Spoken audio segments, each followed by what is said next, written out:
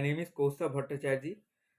I am currently studying in Jadavpur University, Mechanical Engineering branch, and last year in WebG my GMR was 1254. तो आज मैं सब लोगों के साथ शेयर करने वाला हूँ कि प्रिपेयर मैंने कैसे करा और आपको कैसे प्रिपेयर करना चाहिए, क्योंकि कुछ ऐसी चीज़ें हैं जो मैं चाहता था कि मेरे प्रिपरेशन में हो पर नहीं है, पर मैं चाहूँगा कि आपके प्रिपरेशन में वो ज़रूर हो। तो thank you Tarifdar for this opportunity.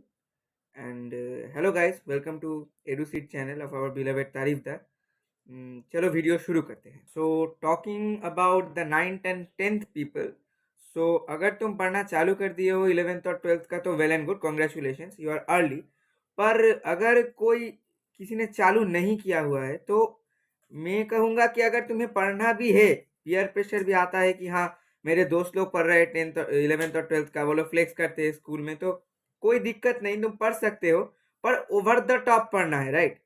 इस समय तुम्हें डेप्थ में बिल्कुल भी नहीं जाना, तुम्हें सिर्फ जानना है कि 11th और 12th में होती क्या है, ताकि जब 11th और 12th में तुम्हें वो टॉपिक दिखे तो तुम्हें पता हो कि हाँ अरे ये तो मैंने देखा है, ये तो ये हो सकता है। तो 9th और 10th focus on boards, give exams like NTSE या ओलंपियाड्स दो अगर तुम पहले ही आगे हो, क्योंकि that will be a warm up for your next journey. कि नेशनल लेवल एग्जाम्स होते कैसे हैं, वो वर्क कैसे करते हैं, उसका प्रेशर लेवल क्या होता है, ये समझने में तुम्हें मदद करेंगी वो एग्जाम्स। सो 9th और 10th chill in case of JE and study for the boards only. Now for the 11th and 12th people, as you are now in 11th, so congrats। And कुछ कॉमन एडवाइजेस है तुम लोगों के लिए। पहला advice ये, perfection के पीछे उतना ज़्यादा मत भागो। दूसरा, ज़्यादा बुक्स के पीछे या रिसोर्सेज के पीछे मत भागो। किसी सर या किसी मैम का एक लेक्चर पसंद आ गया तो उसका चैनल फॉलो किया, 2 दिन बाद किसी दोस्त ने बोला अरे वो एक सर का लेक्चर देख, मस्त पढ़ाते हैं, तो वो पढ़ना चालू कर दिया। तीसरे दिन किसी दोस्त ने बोला अरे वो वाई मैम बहुत अच्छा पढ़ाती है, कितना सही एक्सप्लेनेशन है, तो उसका पढ़ाना तुम्हें अच्छा लग गया। तीसरी बात, इकोनॉमिकली अगर थोड़ा भी कंस्ट्रेंट है, होता ही है, इसमें कोई अननेचुरल बात तो नहीं है, पर तब भी मैं रिकमेंड करूंगा कि अगर आप कोई ट्यूशन क्लासेस ज्वाइन कर ले या फिर कोई ऑनलाइन कोर्स, तो that will be really really helpful. My recommendation will be, if you have serious economic constraints, Alak sir is helping so many students with such difficulties across India, and you may join his course, and that will just give your self study also a direction, right? क्योंकि self study कर सकते हो तुम, उसमें कोई दिक्कत नहीं है, but directional studies is more required in this exam preparation. ये मेरी सीख है, क्योंकि मैंने भी सेल्फ स्टडी किया था, पर अलग सर का मदद मैंने लिया था। और आखिर में मॉक टेस्ट के बारे में जब बात करूंगा और कुछ बताऊंगा। और हाँ, जितना पढ़ना चाहिए उतना पढ़ो, ज्यादा पढ़ के अगर तुम ज्ञानी हो जाओ तो उससे कोई मतलब नहीं है, क्योंकि ज्ञान की जरूरत नहीं है, एग्जीक्यूशन की जरूरत है। तुम्हें रैंक चाहिए, तुम्हें ज्ञान से ज्यादा रैंक चाहिए। Now coming to the 11th people, so 11th के बच्चों के लिए पहला टिप ये है कि जब क्लासेस स्टार्ट हो तभी सिलेबस तुम्हारे फोन में या लैपटॉप में होना चाहिए। तुम्हें पता होना चाहिए तुम्हें पढ़ना क्या है, और सबसे इंपॉर्टेंट नहीं पढ़ना क्या है। क्योंकि ट्यूशन क्लासेस में या कहीं भी जाओ, कुछ ऑनलाइन कोर्सेज में एंथुसियास्टिक टीचर्स होते हैं, वो कुछ कंटेंट ऐसा भी देते हैं जो होता है ओलंपियाड वाले बच्चों के लिए। मैं यहाँ कोई ज्ञानी से बात कर रहा हूँ तो सॉरी, आप वो कर सकते हैं, पर अगर मैं नेचुरली बात करूँ तो उन सब चीज़ों में आपको घुसना नहीं है। आपको सिर्फ अपने जेईई वाले फोकस स्टडी में जाना होगा, राइट, क्योंकि उससे ही आपको सक्सेस मिलेगी। दूसरों को कुछ और ही चीज में हराकर आपको अच्छे कॉलेज में एडमिशन नहीं मिलने वाली। आपको सिलेबस में कम से कम बैकलॉग रखना होगा। अब तो दिसंबर का महीना चल रहा है, अगर अभी तक जितना भी बैकलॉग हुआ है कोशिश करो 12th से पहले वो क्लियर हो जाए, क्योंकि 12th में आपको रिवीजन करना होगा। और रिवीजन के टाइम अगर आपके पास बैकलॉग हो तो ना 12th की टॉपिक्स बचेंगी ना 11th की। जेई से पहले वो 15 डेज में जेई वाले वीडियोस देख के आपको गुजारा करना होगा। ऐसे नहीं करना है, उससे रैंक नहीं आती। और तीसरी बात कि मैं ये बोलना चाहूंगा कि ऑर्गेनिक केमिस्ट्री जो है ना, ऑर्गेनिक केमिस्ट्री अब बहुत कम लगेंगी, और बहुत सारे बच्चों को, इनफैक्ट मुझे भी हुआ था, कम समझ में आएंगे कि ऑर्गेनिक में होती क्या है। आप पढ़ोगे resonance, hyper conjugation, mesomeric effect, बहुत सारी चीजें आपके सामने आएंगी, एरोमेटिसिटी, हाकेल्स रूल, फिर भी आपको ऑर्गेनिक समझ में आए चाहे ना आए आपको पढ़ना होगा। सिर्फ नोमेनक्लेचर में शेर बन के कोई इफेक्ट तो नहीं होगा, क्योंकि अगर आपको बेसिक्स क्लियर रहेंगे 11th में, तभी आपको 12th में मदद आएगी। क्योंकि 12th में जब आप घुसोगे वो नेम रिएक्शंस में, बहुत सारे नेम रिएक्शंस होंगे, वो कार्बोक्सिलिक एसिड्स, एल्डिहाइड, कीटोन्स, उस चैप्टर में तो अगर आपको कॉन्सेप्ट नहीं है कि न्यूक्लियोफाइल क्या है, इलेक्ट्रोफाइल क्या है, अटैक कैसे होता है, sp2 कॉन्फ़िगरेशन क्यों है, सी इसलिए क्यों, वहां आपको आइसोमरिज्म का बहुत ही स्ट्रॉन्ग कॉन्सेप्ट रहना होगा। अगर आपको आइसोमरिज्म नहीं आती तो नंबर ऑफ प्रोडक्ट्स निकालने में तो आप हक दोगे। इसीलिए मैं कहता हूँ ऑर्गेनिक केमिस्ट्री में बहुत अच्छे से आपको फोकस करना होगा 11th में मॉक टेस्ट में मैं ज्यादा फोकस नहीं करने वाला, क्योंकि 11th पढ़ने वाली जगह है। अगर किसी ने 11th अब तक खत्म कर लिया है और टाइम है तो 11th एक बार रिवाइज करो 12th में घुसने से पहले, क्योंकि 12th में घुसने से पहले आपका 11th अगर अच्छा से स्ट्रांग होगा, जब आप 12th में रिवीजन करने जाओगे आपको 1 या 2 बार पढ़ना होगा। और note making is most important. At least हर एक सब्जेक्ट के लिए 2 नोट कॉपी रखिए, एक वो क्लास वाला नोट या लेक्चर वाला नोट जो आप लिखते हैं, और दूसरा है लेजर टाइम में आपका लिखने वाला शॉर्ट नोट कॉपी, क्योंकि वही होती है जो प्रिपरेशन टाइम में मदद करती है। एग्जाम से पहले फॉर्मूला देख के गए, प्रॉपर्टीज देख के गए। तो ये होगी मेरी टिप्स 11th वाले बच्चों के लिए। अब चलते हैं 12th वाले। फॉर द 12th पीपल, अगर 11th में आप ऑन ट्रैक थे तो कॉन्ग्रेचुलेशन, ऑन ट्रैक रहिए, बहक मत जाइए, क्योंकि बहुत सारे बच्चे 11th में अच्छा करके 12th में बहक जाते हैं और रिजल्ट खराब हो जाते हैं, तो वो मत कीजिएगा। और हाँ, 12th में अगर आप स्टार्ट कर रहे हैं, मतलब 11th में आप भटक गए थे, बहक गए थे, तो 12th में शुरू करने का अच्छा मौका है।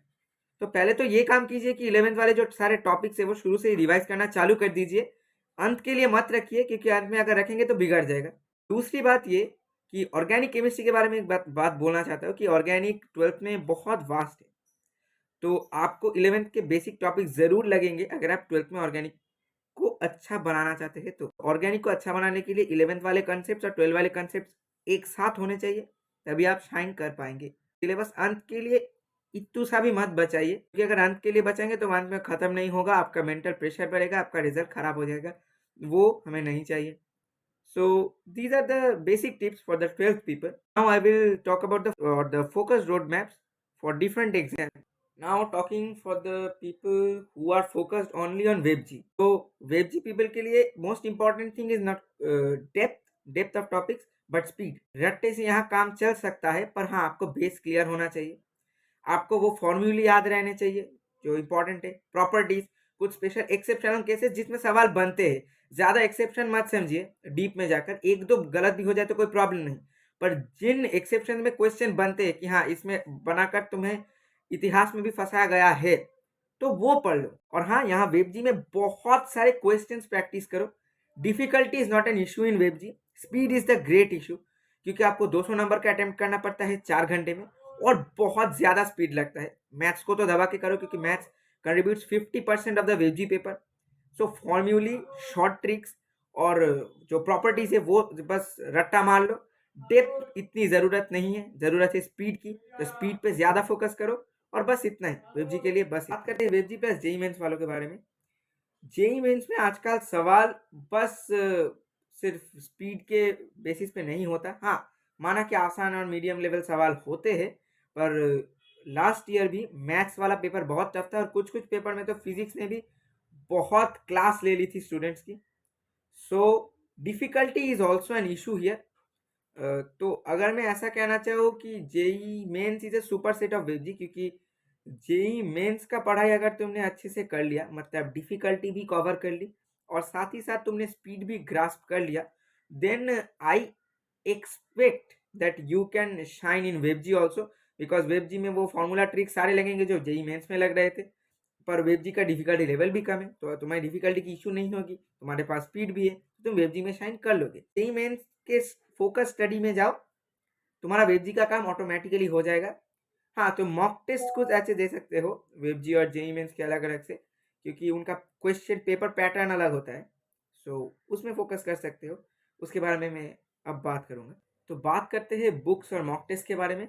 मेरा बुक्स की तरफ से एक वार्निंग है कि हर एक सब्जेक्ट में मैक्स 2 बुक्स होने चाहिए आपके पास, क्योंकि ज़्यादा बुक्स से आपको ज़्यादा कन्फ्यूजन होगी। और इस रिगार्ड में मैं बताना चाहता हूँ ये कि फिजिक्स के लिए आप HC वर्मा पढ़ सकते हैं, DC पांडे सर का बुक पढ़ सकते हैं, या फिजिक्स गैलेक्सी का एक सीरीज़ आता है, आशीष अरोड़ा सर ने लिखा है वो बुक, तो वो आप पढ़ सकते हैं। वो सीरीज़ वाइज, वो यूनिट वाइज डिवाइडेड बुक है, तो वो भी बहुत अच्छा है। अगर आप एक्स्ट्रा नॉलेज लेना चाहते हैं तो उससे ज़्यादा इम्पोर्टेंस नहीं है। दूसरी आती है इनऑर्गेनिक केमिस्ट्री। इनऑर्गेनिक केमिस्ट्री के लिए VK Jaiswal sir, physical chemistry के लिए नरेंद्र अवस्थी सर का बुक, और ऑर्गेनिक केमिस्ट्री के लिए MS चौहान सर का बुक। और बात करते हैं थ्योरी की, तो थ्योरी में आप सोलोमन फ्राइड स्नाइडर और वो सब बुक्स पढ़ सकते हैं, पर मैं कहूँगा उतनी मोटी मोटी बुक से सेनगेज की ऑर्गेनिक वाली एक बुक आती है, वो बुक आप अगर कवर करना चाहे तो आपकी हालत टाइट हो जाएगी, तो वो आप मत कीजिए। आप सिर्फ पढ़ाई पे और क्वेश्चन पे ज़्यादा फोकस कीजिए, और इन टॉपिक्स के लिए लेक्चर्स फॉलो कर सकते हैं आप, आपको ऑनलाइन अवेलेबल होगी, या फिर अगर आप कोई ट्यूशन क्लासेस में जाते हैं तो वहाँ तो मिलेगी। मैथ्स के लिए मैं कहूँगा सेनगेज या आर्यन किसी की भी एक सीरीज़ उठा लीजिए, और वो सीरीज़ बहुत ही ध्यान से कंप्लीट कीजिए। कंप्लीट करना ज़रूरी है, बुक्स का पहाड़ बन गया जैसे कि मेरा बना था, और सॉल्व एक भी नहीं हुआ, या अच्छे से सॉल्व नहीं हुआ, कुछ बुक्स इंटैक्ट हुए, कबाड़ी को बेच दिया, वैसा नहीं होना चाहिए। बुक्स अगर खरीदो तो सॉल्व करो, इसलिए मैं कहता हूँ कम बुक्स खरीदो ताकि सॉल्व हो और वो आपकी मदद करे। बात करते हैं मॉक टेस्ट की।